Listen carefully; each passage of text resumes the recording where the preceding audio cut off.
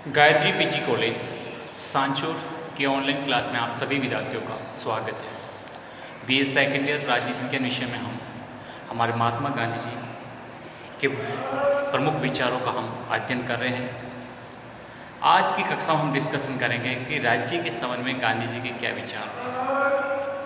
तो आइए देखते हैं। देखिए, आप सभी को पता है, मैंने आपको जब गांधी जी के प्रेरणा स्रोत के बारे में बताया था तो उसमें भी स्पष्ट किया था कि गांधी जी पर जो विदेशी स्रोत हैं जिनसे प्रभावित हुए में टॉलस्टॉय, रस्किन, थोरो, जिनका बहुत बड़ा प्रभाव है, तो राज्य के संबंध में वो विशेषकर एक प्रमुख विचारक हैं अराजकतावादी, जो राज्य में विश्वास नहीं करते हैं, क्रोपाटकिन और टॉलस्टॉय। इनके विचारों से बहुत बड़े प्रभावित दिखते हैं, इसलिए इनका ऐसा प्रभाव हुआ। दूसरा, मतलब गांधी जी व्यक्ति को सबसे ज़्यादा महत्व देते थे, इसलिए राज्य को ज़्यादा महत्व बिल्कुल देते ही नहीं। अर्थात यूँ कह सकते हैं कि गांधी के विचारों में राज्य को कोई महत्व नहीं है। उनके लिए व्यक्ति साध्य है और राज्य केवल साधन है। तो कह सकते हैं कि गांधी जी एक व्यवहार में व्यक्तिवादी विचारक है। वो कतई राज्य को स्वीकार नहीं करते, वो केवल एक साधन मानते हैं। और साध्य कौन है? गांधी जी के अनुसार व्यक्ति। राज्य की उत्पत्ति मनुष्य के लिए हुई है, न कि मनुष्य राज्य के लिए। राज्य है ना, इसकी उत्पत्ति मनुष्यों के लिए हुई है, मनुष्य को राज्य के लिए नहीं हुआ। जिस प्रकार से व्यक्तिवादी कहते हैं, उसी प्रकार से गांधी जी के विचार है। अब आपके मन में एक प्रश्न उठना स्वाभाविक है कि गांधी जी इसका विरोध क्यों करते थे? गांधी जी राज्य का विरोध क्यों करते थे? तो उसमें कुछ कारण बताए हैं कि गांधी जी का एक पहला ये कारण था, गांधी जी का विचार था कि राज्य व्यक्ति के नैतिक विकास के मार्ग को अवरुद्ध करता है। राज्य है वो एक इसमें ब्रेकर पैदा करता है। राज्य मतलब व्यक्ति के किसके नैतिक विकास में। व्यक्ति का नैतिक विकास उसके आंतरिक इच्छाओं और कामनाओं पर निर्भर है, लेकिन राज्य संगठन शक्ति पर आधारित होने के कारण व्यक्ति को केवल बाहरी कार्य को प्रभावित कर सकता है। मतलब हमारी जो नैतिक विकास से संबंधित जो अवधारणा है, इसका संबंध है, वो हमारी आंतरिक इच्छाएं हैं, हमारे अंदर की भावना है, उससे जुड़ी हुई है। और राज्य है वो एक बल पर आधारित है, शक्ति पर आधारित है। इस कारण वो हमारी सब इच्छाओं का या फिर हमारी जो कामना है उनका दमन करता है और हमारे कार्यों को प्रभावित करता है। इसलिए गांधी जी कहते हैं कि मैं समझता हूँ कि राज्य होना ही नहीं चाहिए। दूसरा, गांधी जी स्वयं अहिंसा के पुजारी थे, और आपको पता है राज्य एक हिंसा मूलक संगठन है। राज्य में हिंसा स्वाभाविक है, होती रहती है। तो राज्य बिल्कुल भी मतलब गांधी जी ये बिल्कुल स्वीकार नहीं करते हैं कि किसी प्रकार से कोई हिंसा हो। ठीक है, तो जिसकी प्रकृति बिल्कुल हिंसा मूलक हो तो फिर गांधी जी कैसे स्वीकार करेंगे? गांधी स्वयं अहिंसा के स्वयं बड़े पुजारी हैं, अहिंसा के बड़े समर्थक हैं। अहिंसा के लिए अपने सब कुछ पूरा दर्शन उन्होंने इसके संबंध में प्रतिपादित किया है। तो समझ सकते हैं कि इसके संबंध में गांधी जी पूरी तरह से विपरीत हैं, राज्य के खिलाफ। तीसरा, उन्होंने कारण दिया है कि राज्य का जो बढ़ता कार्य क्षेत्र है वो व्यक्ति के स्वावलंबन और आत्मविश्वास के गुणों को विकसित नहीं होने देता है। कि राज्य का हर एक क्षेत्र में जो हस्तक्षेप बढ़ता है, राज्य के जो कार्य क्षेत्र बढ़ता है, इससे व्यक्ति में जो व्यक्ति का स्वावलंबन है और व्यक्ति में जो आत्मविश्वास के गुण हैं, इनको कभी विकसित नहीं होने देता है, इनको कभी क्रिएट नहीं होने देता है, और व्यक्ति के व्यक्तित्व का विकास को भी अवरुद्ध कर देता है। व्यक्ति का विकास नहीं हो पाता है।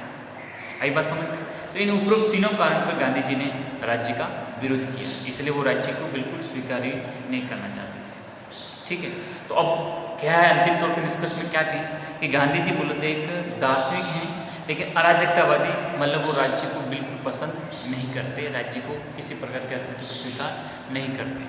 ठीक है, अब वो ये जो गांधी जी को प्राय अराजकतावादी विचारकों में, दार्शनिकों में शामिल किया जाता है।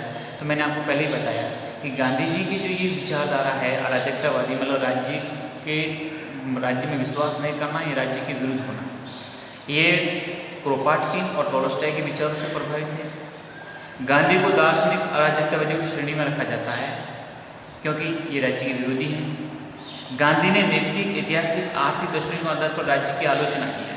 मैंने आपको पूर्व बताया, नैतिक, ऐतिहासिक और आर्थिक, क्योंकि ये सब हिंसामूलक है, शोषण पर आधारित है, शक्ति पर आधारित है, बल पर आधारित है, जो व्यक्ति के विकास, व्यक्ति के आंतरिक गुण, सब प्रकार के जो उसके व्यक्ति के सर्वांगीण विकास में जो योगदान देते हैं सबको बाधित करता है। इसलिए इन सभी आधारों पर गांधी जी ने इसकी आलोचना की। गांधी जी राज्यों को ऐसा हिंसक संस्था मानते हैं जिसका कार्य क्या है, निर्धन वर्ग का शोषण करना। क्योंकि गांधी जी को बिल्कुल विश्वास नहीं है कि गांधी मतलब राज्य कभी अहिंसा भी अपना सकता है, नहीं। राज्य की प्रकृति हिंसा पर आधारित है और हिंसा पर आधारित होने से राज्य के जो हमारा जो समुदाय है, गरीब वर्ग है, निर्धन वर्ग है, पुअर क्लास है, उसका शोषण करता है। कौन? राज्य। इसलिए ये कहते हैं कि राज्य के द्वारा नैतिकता का हनन किया जाता है, जो मैं कभी भी स्वीकार नहीं कर सकता। अतः राज्य को समाप्त हो जाना चाहिए, अन्यथा उसी व्यक्ति रूपी पुस्तक का अंतिम अध्याय रहना चाहिए कि जब हिंसा करता है, नैतिक विकास का हनन करता है, तो राज्य को समाप्ति हो जाना चाहिए, राज्य रहना ही नहीं चाहिए।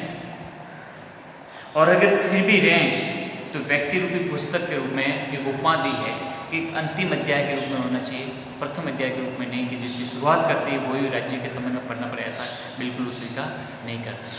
आपको पता होगा कि हमारा देश स्वतंत्र हुआ, संविधान सभा बनी, संविधान निर्माण कर रही थी, तो उस समय गांधी जी ने कहा नेहरू जी से कि नेहरू अब कांग्रेस को ख़त्म कर दो। तो नेहरू जी ने कहा कि बापू जी क्यों ख़त्म करें, कि नहीं, हम एक प्रकार का राम राज्य की स्थापित करना चाहते हैं और जिसमें किसी प्रकार की कोई पार्टी नहीं हो, किसी प्रकार का राज्य न हो, उसमें हम निचले स्तर से ऊपर की ओर ग्राम पंचायत, ग्रामों को सबसे ज़्यादा अधिकार, फिर ऊपर कम अधिकार, सर्वाधिक जो अधिकार है वो ग्रामीणों को दिए जाएँ या ग्राम पंचायत को दिए जाएँ। मतलब एक प्रकार का जो राम राज्य की जो परिकल्पना है उसके संदर्भ में विचार दिए। तो नेहरू जी ने कहा कि बापू ऐसा नहीं हो सकता, क्योंकि वर्तमान जिस प्रकार का हम लोकतंत्र बना रहे हैं और जिस प्रकार की दुनिया है, जिस प्रकार का राजनीतिक व्यवस्था है, उसमें राज्य का होना नितांत अनिवार्य है। राज्य के बिना हम देश का संचालन कर ही नहीं सकते, केवल कल्पना है और राज्य का तो निर्माण करना ही पड़ेगा। और आप कह रहे हैं कि कांग्रेस को भी समाप्त करें, तो कांग्रेस को समाप्त करेंगे। आज लंबे समय से देश के हर नागरिक को ये यकीन है कि कांग्रेस पार्टी ने लंबे समय तक स्वतंत्र संघर्ष आंदोलन रत रही है और आज इस पार्टी को समाप्त करें तो फिर चुनाव लड़ने के लिए नई पार्टी का गठन करना भी बहुत मुश्किल हो जाएगा। फिर भी गांधी जी को ये सब इन बातों में यकीन नहीं था, लेकिन नेहरू जी ने फिर ये सब बातें मतलब पार्टी भी रखी, लोकतंत्र को अपनाया, सब कुछ किया, लेकिन जो गांधी जी की मूल भावना थी वो बिल्कुल इसके विपरीत थी। वो राज्य के समर्थक बिल्कुल कतई थे ही नहीं।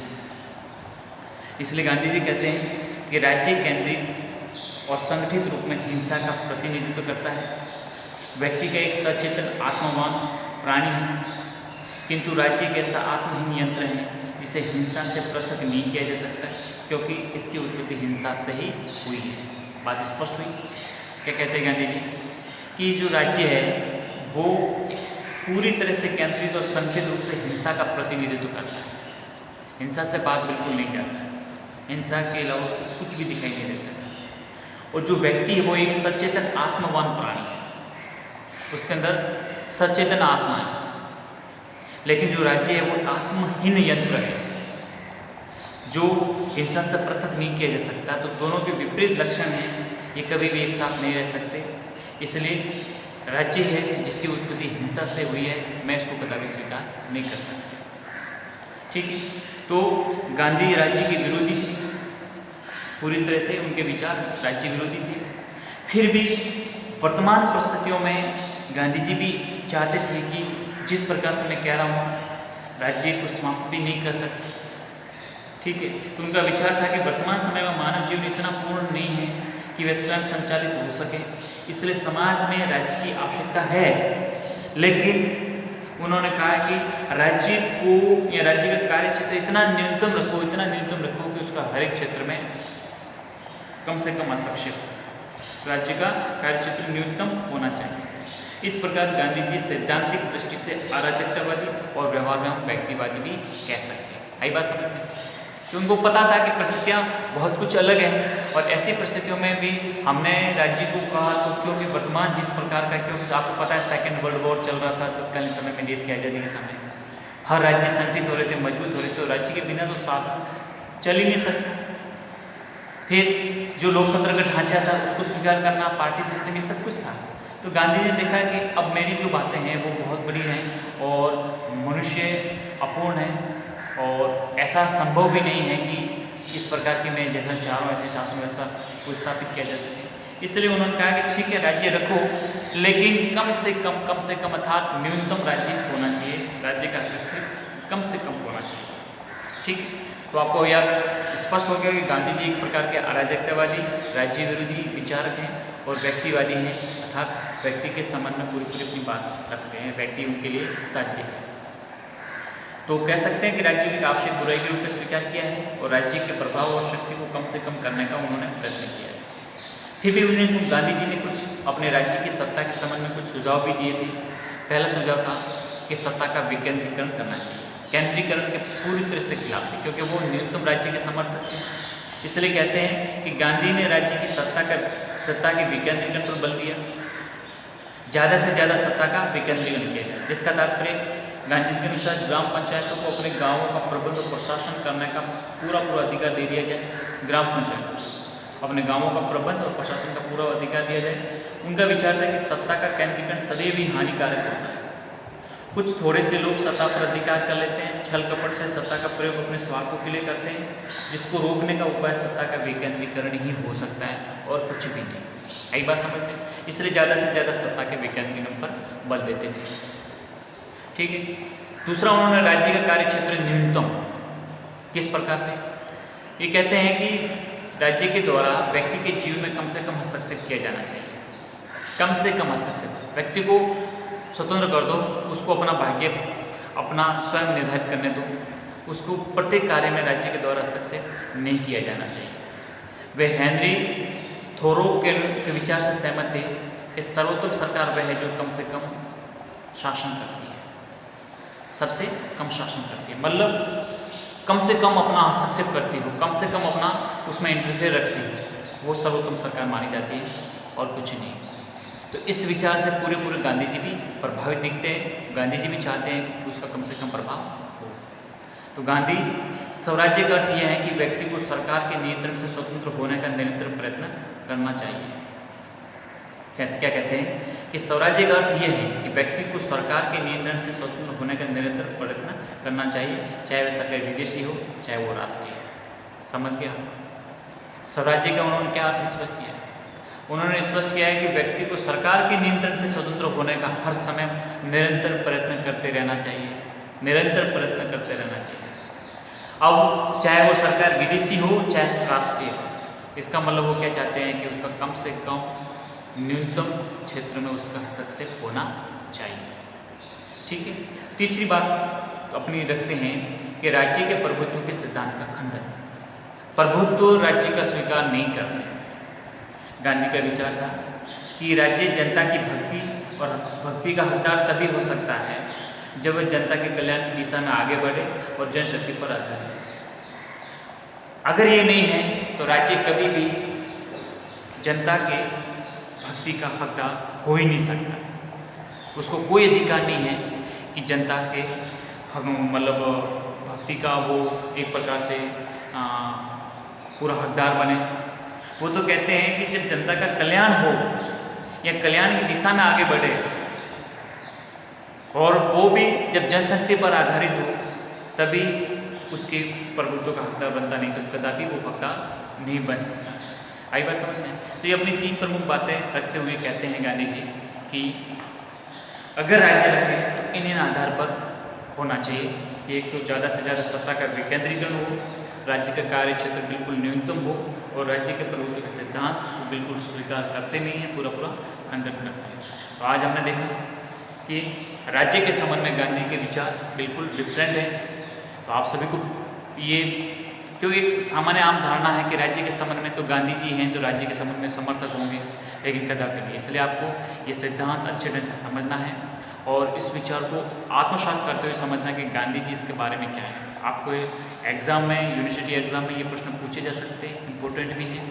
क्योंकि गांधी जी के बारे में पढ़ते तुरंत अब आम धारणा ये बनती है, एक राय ये बनती है कि गांधी जी हैं तो राज्य के समर्थक ही होंगे, लेकिन यहाँ पर ऐसा कुछ भी नहीं है। बिल्कुल उलट प्रकृति के हैं और पूरी तरह से वो राज्य के विरोधी हैं, राज्य को महत्व बिल्कुल भी नहीं देते हैं। उनके लिए तो व्यक्ति ही साध्य है और राज्य एक साधन माना है, इसलिए वो कदापि स्वीकार नहीं करते हैं कि राज्य का अस्तित्व बना रहे। राज्य के अस्तित्व बना के लिए अपने एक भारी मन से कहते हैं कि राज्य है तो राज्य के लिए क्या क्या काम होंगे। इसलिए कह सकते हैं कि गांधी जी पर भी राज्य के संबंध में क्रोपाटकी और टॉलस्टॉय के विचारों को बहुत बड़ा प्रभाव पड़ा है और इन विचारों से वो पूरी तरह से कह सकते हैं कि एक अराजकतावादियों की श्रेणी में गांधी जी को रखा जा सकता है। व्यवहारवाद मतलब व्यवहारिक तौर पर उनको एक व्यक्तिवादी विचार भी कहा जा सकता है। ठीक है, उन्होंने पूरी तरह से नैतिक, ऐतिहासिक और आर्थिक आधार पर कहा है कि राज्य होना ही नहीं चाहिए, क्योंकि राज्य की प्रकृति हिंसामूलक होती है और मैं हिंसामूलक प्रवृत्ति को स्वीकार नहीं करना चाहता हूँ। क्योंकि ऐसा बिल्कुल नहीं हो कि कुछ वर्ग दूसरे वर्ग का शोषण करें और राज्य उनके शोषण का एक यंत्र बनकर रह जाता है जो नैतिकता के विरुद्ध है और इसको समाप्त ही करना चाहिए। तो इस प्रकार के गांधी जी के राज्य के संबंध में विचार आज हमने स्पष्ट किए।